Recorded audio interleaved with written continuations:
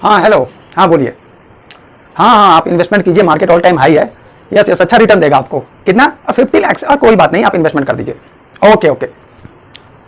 हाँ हेलो, कीजिए कीजिए। आप कितना?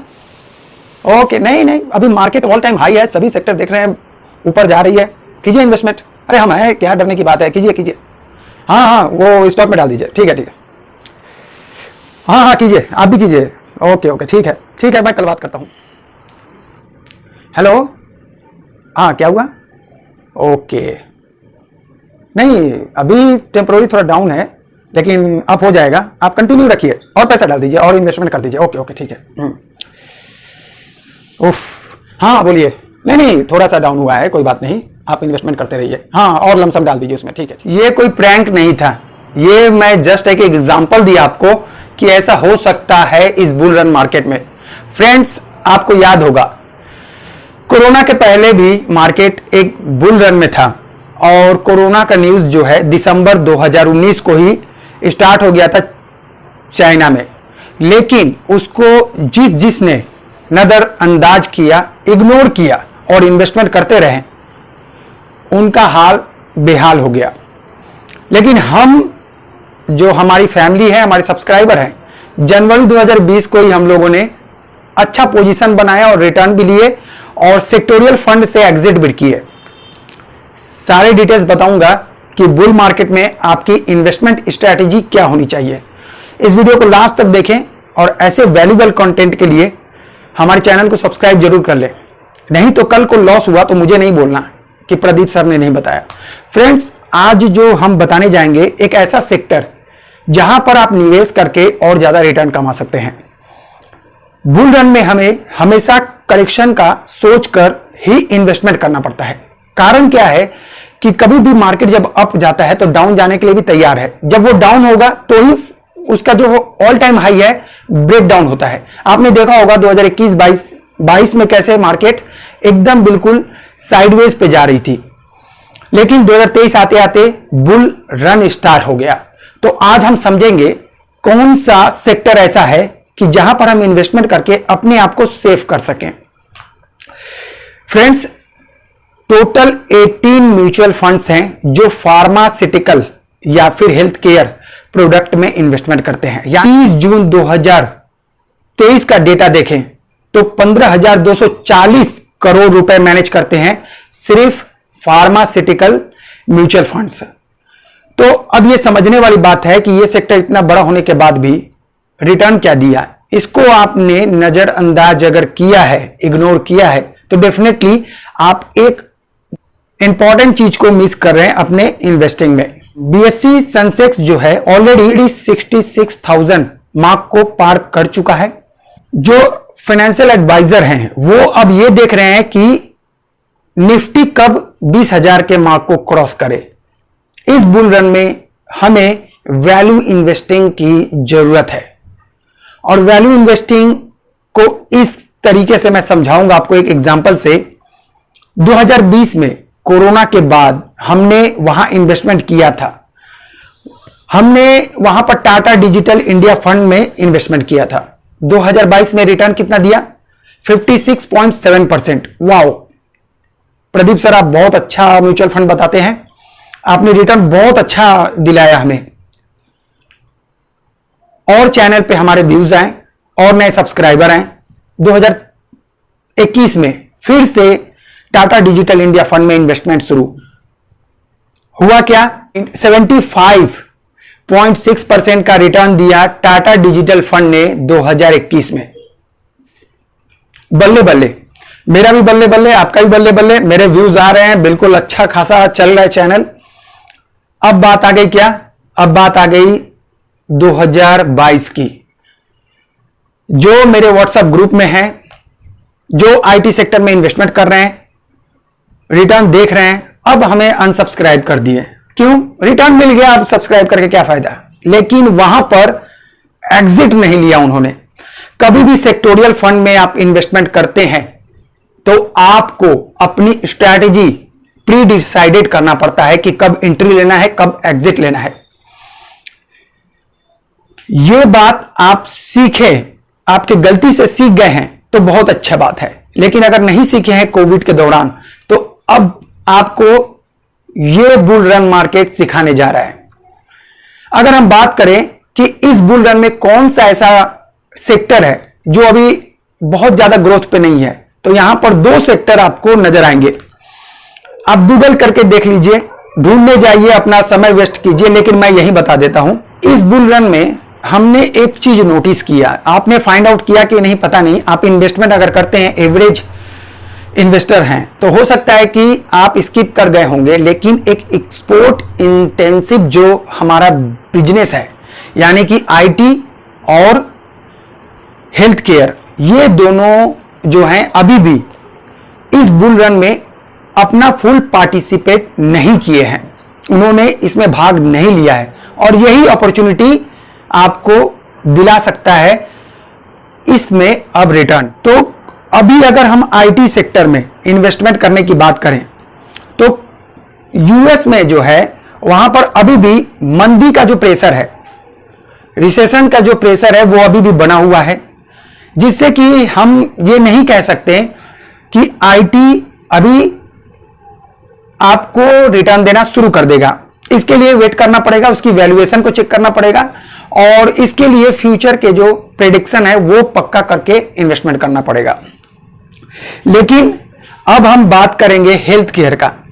देखिए, हेल्थ केयर एक ऐसा प्रोडक्ट है जो कि आपको उसकी नीड होती है, वांट्स नहीं होता, जरूरत है आपको। और आप अगर इस क्वार्टर में देखें, 2023 के फर्स्ट क्वार्टर में, तो यूएस में 22% का उछाल देखा गया इंडियन जेनेरिक फार्मास्यूटिकल मेडिसिन में। तो इसके सेल्स में जो ग्रोथ देखा गया, ये एक जस्ट हम कह सकते हैं कि इंडिकेट कर रहा है कि अब फार्मा सेक्टर जो डाउन था, अब अप होने के लिए फिर से तैयार है। कोविड के बाद एक रैली मिली थी, अब मुझे लगता है कि यह रैली आपको दिख सकती है। लेकिन डिटेल में बात करेंगे, वीडियो को स्किप मत कीजिएगा, क्योंकि आपको समझना जरूरी है कि आपके लिए इन्वेस्टमेंट है कि नहीं। सभी एक बराबर इन्वेस्टर्स नहीं होते, सभी का स्ट्रैटेजी, बिहेवियर, देखिए मार्केट में भावना और भाव दोनों अलग चीज है। जिसकी भावना अलग होगी उसका भाव भी अलग होगा। तो आपका भावना कैसा है, आपका इमोशन कैसा है मार्केट के प्रति, उसके अकॉर्डिंग आप डिसाइड कर सकते हैं कि आप किस सेक्टर में अच्छे रिटर्न कमा सकते हैं। हेल्थ केयर सेक्टर को अगर देखें तो मेनली दो कैटेगरीज में हम इसे डिवाइड कर सकते हैं। सबसे पहला है जो वो होगा health care services business, and next one is pharmaceutical. तो अब बात करेंगे हेल्थ केयर सर्विसेज बिजनेस जो है वो क्या है, वो प्रीमियम वैल्यू पर ट्रेड हो रहा है, लेकिन फार्मास्यूटिकल जो है वो अवेलेबल है आपको डिस्काउंट प्राइस पे। अब अगर बात करें BSc health care services business का, अगर निफ्टी के ईवी टू एविटा क्या है, मैं नोट्स दे रहा हूं, बाद में कंप्लीट एक वीडियो लेकर आऊंगा जिससे कि आपको पता चले कि वैल्यूएशन एक्चुअली सेक्टर का या पर्टिकुलर किसी स्टॉक का कैसे निकालते हैं। तब जाकर आप समझ पाएंगे कि किस सेक्टर में कब एंट्री लेना है और कब एग्जिट लेना है। तो वहां से कंपेयर करेंगे निफ्टी के ईवी टू एविटा के साथ, तो आपको बीएससी फार्मास्यूटिकल 10% डिस्काउंट पर अभी भी अवेलेबल है। 2023 के फर्स्ट क्वार्टर में 22% का ईयर ऑन ईयर ग्रोथ देखा गया फार्मास्यूटिकल बिजनेस में। अब इस ग्रोथ के पीछे का रीजन क्या है, अगर इसे मैंने हंट करने की कोशिश की, आप लोग न्यूज पढ़ते हैं उसके पीछे का रीजन जानने की कोशिश नहीं करते, मैं बताता हूं। तो इसमें सबसे पहला जो था करेंसी डिप्रिशिएशन। मान लीजिए आप आज रुपये गिरा हुआ है, तो डेफिनेटली जो यूएस से डिमांड आएगी वो उनको चीपर पड़ेगा, उनको सस्ता मिलेगा प्रोडक्ट, जबकि हमारे लिए महंगा होगा। तो एक्सपोर्ट जो है वो बढ़ता हुआ हो सकता है नजर आए, और इंडिया जो है हब है जेनेरिक मेडिसिन का, तो डेफिनेटली डिमांड बढ़ेगी। दूसरा जो है fall in raw material. Raw material में जो हाइक था वो आपको गिरता हुआ नजर आया। मटेरियल्स जो हैं वो देखेंगे आप, उनके प्राइस स्टॉक के प्राइस में भी और उनके प्रोडक्ट में भी गिरता हुआ नजर आया। तो ये एक और सपोर्ट करता हुआ नजर आ रहा है इस बिजनेस को। लो क्रूड ऑयल प्राइसेस जो है, लो क्रूड प्राइसेस के कारण भी जो डिस्काउंट पे हमें क्रूड ऑयल मिल रहे थे, उसकी वजह से भी हमारा जो स्टॉक है अच्छा खासा है अभी कि हम प्रोडक्ट को एक्सपोर्ट कर सकें। करेक्शन इन शिपिंग प्राइजेस, देखिए जो ईयू है, यूरोपियन यूनियन, उसने पहले इंडिया पर बहुत सारे चार्जेस लगाकर हमारे जो एक्सपोर्ट को अलग अलग चार्जेस के थ्रू महंगा करके रखे थे, जो कि अब है वो और चीप हो रहा है बिकॉज ऑफ कि अब इंडिया जो है स्ट्रॉन्ग पोजीशन पे है। यही वजह है कि इस सेक्टर में आपको एक तेजी देखने को मिल सकता है। अब हम बात करेंगे कि ये अगर मैंने बता दिया तो क्या इतने बड़े बड़े एडवाइजर हैं, इतने बड़े बड़े म्यूचुअल फंड के फंड मैनेजर हैं, वो क्या एक्शन ले रहे हैं, इस पे एक्ट कर रहे हैं, या फिर मैं ही बोल रहा हूं और आप इन्वेस्टमेंट करके फिर कल सोचेंगे कि क्यों किया मैंने। तो इसका मैं एग्जांपल इसको बहुत रिसर्च करके निकाला हूं, लाइक जरूर कीजिएगा। एक्टिवली मैनेज जो फंड है उसके पोर्टफोलियो में जो कंपनीज के स्टॉक को शामिल कर रहे हैं उसकी वैल्यूएशन अभी अट्रैक्टिव है। अभी कारण क्या देखिए, सबसे जो वैल्यूड यानी कि ICICI prudential value discovery fund जो है वो सबसे बड़ा म्यूचुअल फंड है जो वैल्यूड इन्वेस्टिंग करता है। तो यहां पर आप अगर उसका देखें तो 30 जून 2023 के डेटा के अकॉर्डिंग इस फंड में अपने एयूएम का 12.11% money pharma and health care stock में इन्वेस्टमेंट किया।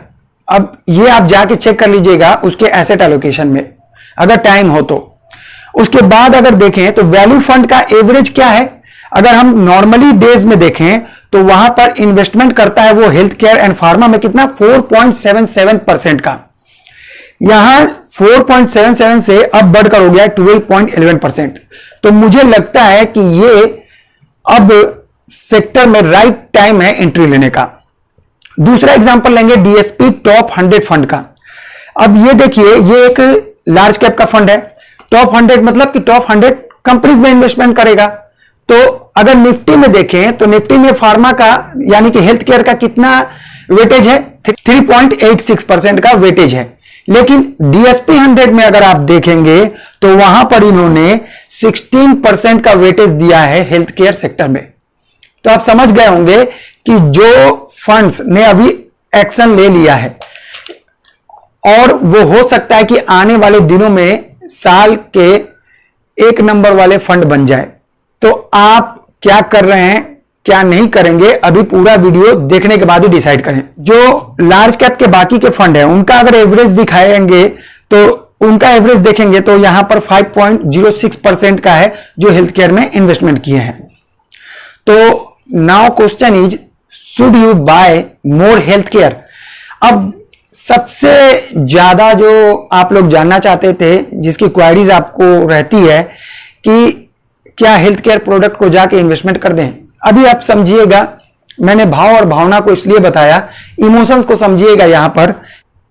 अब प्रैक्टिकली बात करेंगे कि हमारा डिसीजन क्या होना चाहिए। देखिए फार्मास्यूटिकल जो सेक्टर है एक बहुत कॉम्प्लेक्स बिजनेस मॉडल है, सबसे पहली बात।